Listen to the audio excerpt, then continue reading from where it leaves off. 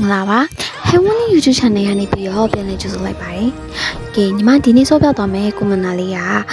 အခုနောက်ပိုင်းမတာဝင်လာတဲ့ပေါ့ပိုးန်ကူပါလေးပဲဖြစ်ပါတယ်။အရင် Magic Chess မှာတော့ဘယ်နည်းပေါ့နော်။သူ့ရဲ့ skill တွေကပွဲစားရနဲ့အဝိုင်းလေးနှဝိုင်းပေးမယ်။အဲ့ဒါလေးကိုထားချင်တဲ့နေရာမှာထားရပါမယ်။ Enemy hero တွေအဲ့အဝိုင်းနဲ့ဝင်လာတာနဲ့ဝင်လာတဲ့ hero ကိုရမှာပဲဖြစ်ပါတယ်။လိုချင်တဲ့ hero ဆိုကိုစုထားပြီးတော့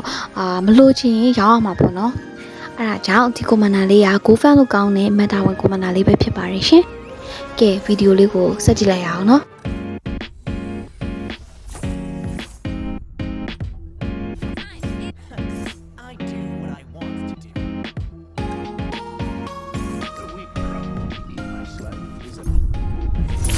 ပထမဆုံးကိုကလေးမှာဆိုရင်ကက်ကသိမကောင်းဆိုတော့ရေခဲလေးကိုပဲယူလိုက်ပါတယ်ပေါ့ပိုးက flow တော်တော်များများနဲ့လိုက်ပါတယ် Phonetics Maze Audio တော်တော်များများနဲ့ဆော့လို့ရတဲ့ကွန်မန်တာလေးပေါ့နော်မာတော့ဒီနေ့မှာမိုနီယာနဲ့လက်တီကိုကိုနီဗေရာနဲ့တွဲဆော့ပြသွားပါမယ်ဒီကွန်မန်တာလေးခိုင်မယ်ဆိုရင်ကိုကနောက်ပွဲမှာဘယ်သူနဲ့တွေ့မလဲမှတ်ရမယ်ခံမှန်းရမယ် enemy ဘက်ကိုအမြင်ကြည့်နေရပါမယ်အဲ့ဒါမှအဝိုင်းလေးတွေကို enemy hero တွေလာမယ့်နာမှာချထားနိုင်မှာပေါ့နော်ပပွင့်ကူက mid game နဲ့ late game မှာဆိုရင်6ထက်တောင်6ကန်ရလွယ်ပါတယ်ဟိုဘက်က2ချက်နဲ့2ကောင်ပဲလာရထားအောင်ကိုက6လေးချက်ရသွားပြီပေါ့နော် late game ဘက်မှာဆိုရင်4ချက်နဲ့5ချက်တည်းတွေကအဝိုင်းနဲ့ဝင်လာပြီဆိုရင်တော့ကိုကတစ် round ကို9ချက်8ချက်လောက်က easy ရပါတယ်ကဲဗီဒီယိုလေးကိုဆက်သွားကြည့်လိုက်အောင်နော်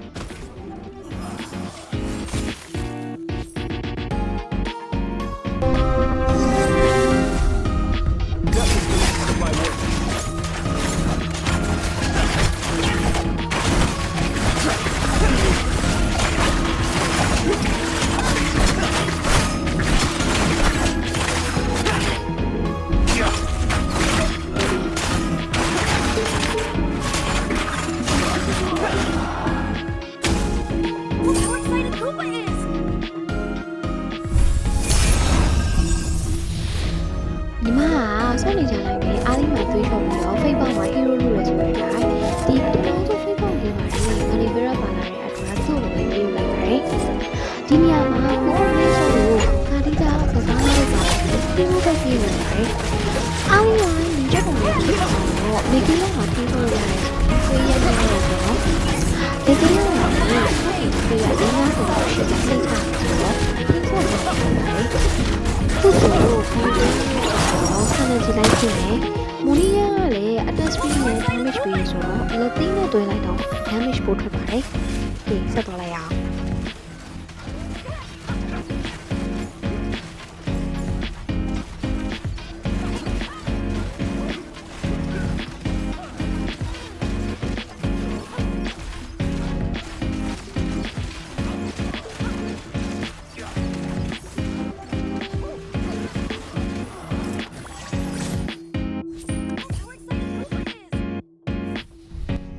ဒုတိယကိုကတ်မှာဆိုရင်3 round တိတိ1 round ကို9ချက်ပို့ရတဲ့ပေးထိတ်ကတ်လေးကိုယူလိုက်ပါတယ်။မိုနီယာနဲ့လက်တီ flow တွေကထွေထွေတူးခက်ခဲတဲ့ flow လည်းမဟုတ်တာကြောင့်ကတ်သိမ့်ကောင်းတဲ့အဆင်ပြေပါတယ်။ကိုစုမယ် hero ဝင်မယ်ပြီးရင်ကျမ်းမယ်ဆိုတဲ့ flow လေးပေါ့နော်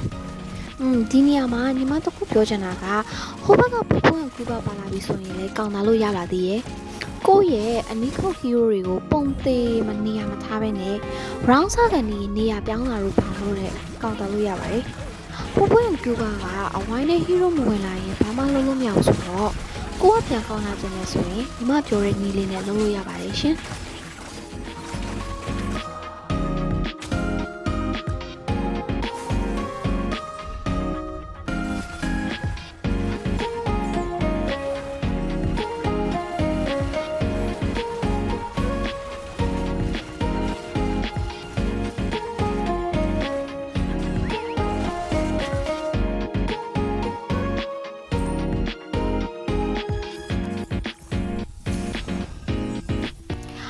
ဒုတိယ Facebook မှာဆိုရင်မိုနီယာစနန်ကြီးလေးပါလာပြီဆိုတော့အဲ့ဒါလေးကိုပြေးယူလိုက်ပါတယ်မပါလဲကိစ္စမရှိပါဘူး capacity ကို item လို့ယူလို့ရပါတယ်ဒီ flow လေးက Monia 6 Letty 4လောက်ဆိုရင်တော်တော်ကျန်းနေပါပြီ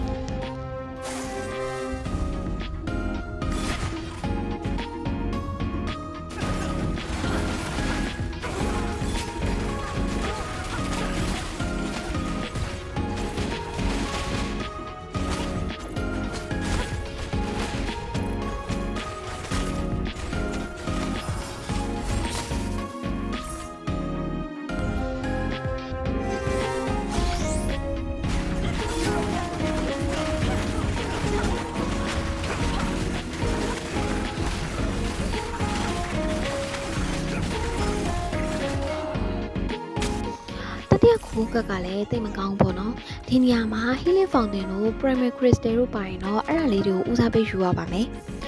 ညီမကတော့သွေးပုတ်ပေါင်းပေးရဲ့ကက်လေးကိုပဲယူလိုက်ပါတယ်အခုဆိုရင်မိုးနီးရဲ့ဆက်လက်ပြေးသွားပြီ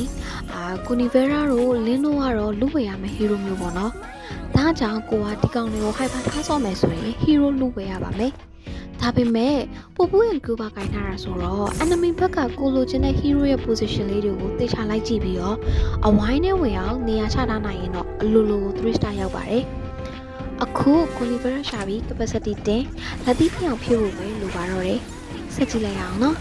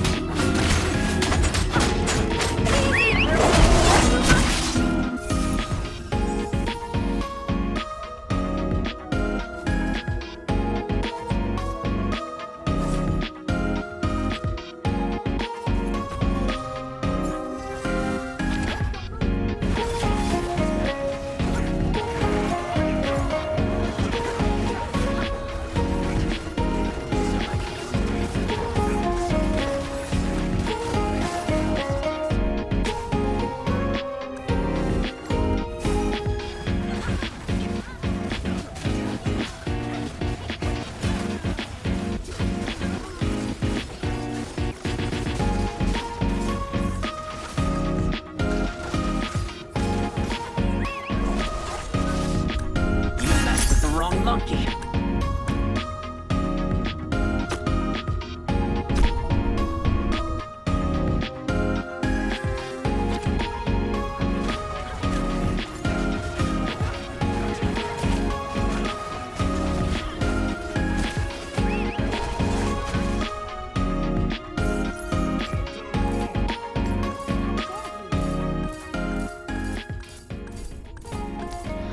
အခုဆိုရင်တော့လိုအပ်နေတဲ့ Conifera 3 star လေးရပြီ။ Monia 6လက်သီးဆက်လေးပြပြီဆိုတော့ဟိုဘက်ကကောင်းတွေကိုလိုက်ထိုးရနိုင်ဖို့ပဲကျွန်တော်ရရှင်။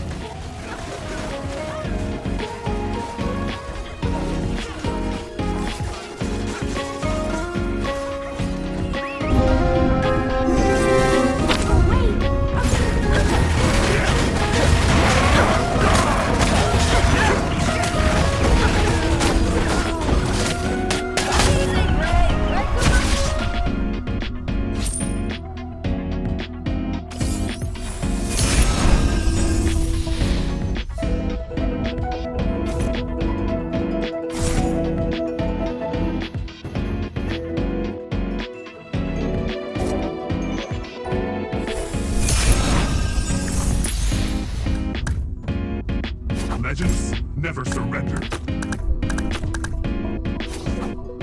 I'm in charge here. ဒီ commander လေးကအခု meta ဝင်နေတဲ့ commander လေးဆိုတော့ rank တင်လို့လည်းလွယ်ပါတယ်။သူကအားလိမှာလက်သီးစနကြီးနဲ့ဆိုတော့ပွဲလဲထိန်းဆော့လို့ရတယ်။ပုပ်ပွင့်ကူပါနေပြီးတော့လဲကိုရတယ်ဆိုတော့ရိုးရိုးရှင်းရှင်းနဲ့အထာကျကျဆော့လို့ရတဲ့ flow လေးတစ်ခုပဲဖြစ်ပါတယ်။ညီမရဲ့ဗီဒီယိုလေးတွေမှာလိုအပ်ချက်လေးတွေပါတယ်ဆိုရင် comment လေးတွေအကြံပေးသွားကြပါအောင်နော်။နောက်ပိုင်းဒီချက်ပိုကောင်းတဲ့ flow လေးတွေ editing လေးတွေဖြစ်လာဖို့လဲစူးစမ်းနေပါတယ်ရှင်။ like and subscribe လေးတွေလည်းလုပ်ပေးသွားကြဖို့မမေ့ပါနဲ့အောင်နော်။အဆုံးထိကြည့်ရှုပေးကြတဲ့တဦးတယောက်ချင်းစီတိုင်းကိုလည်းကျေးဇူးအများကြီးတင်ပါတယ်။နှစ်သက်မှာကျမ်းမာပျော်ရွှင်ကြပါစေလို့ဆုမွန်ကောင်းတောင်းလိုက်ပါတယ်။